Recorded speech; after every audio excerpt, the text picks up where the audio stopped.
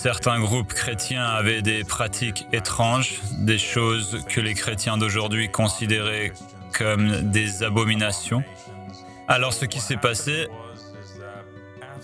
c'est que lorsque l'Empire romain sous Constantin a choisi d'adopter le christianisme comme religion nationale de l'Empire romain,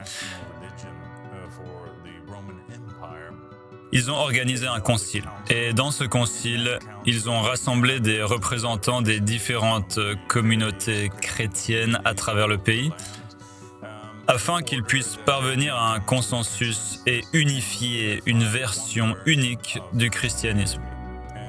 Et bien sûr, le concile était dirigé par des personnes faillibles, et il était aussi dirigé par l'Empire lui-même, qui avait persécuté les chrétiens pendant plus de 300 ans.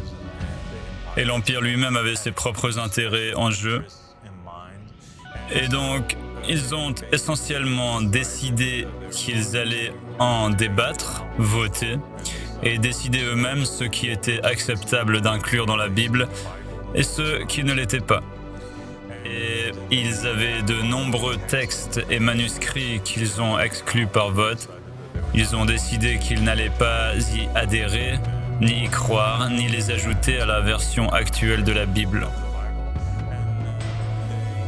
Et ils ont éliminé ces évangiles et ces manuscrits, et ils ont en fait persécuté, tué, condamné et emprisonné de nombreux prêtres chrétiens opposés qui n'étaient pas d'accord avec leur version du christianisme.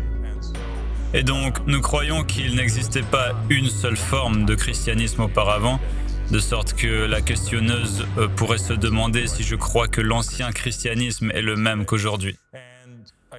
Et je crois aussi qu'aujourd'hui, après que ce qu'on appelle le Saint-Empire romain ait vu le jour, je pense qu'il y a eu beaucoup de corruption et de division en sectes qui ont eu lieu au cours des 1700 dernières années. Ce qui a provoqué l'apparition de nombreuses églises différentes avec leurs propres opinions et leurs propres interprétations des versets. Donc tu as les méthodistes, tu as les baptistes, tu as les baptistes du Sud, tu as les églises des saints des derniers jours, les mormons, tu as une quantité infinie d'églises qui ont fait scission avec leurs propres interprétations et leurs propres traductions de la Bible.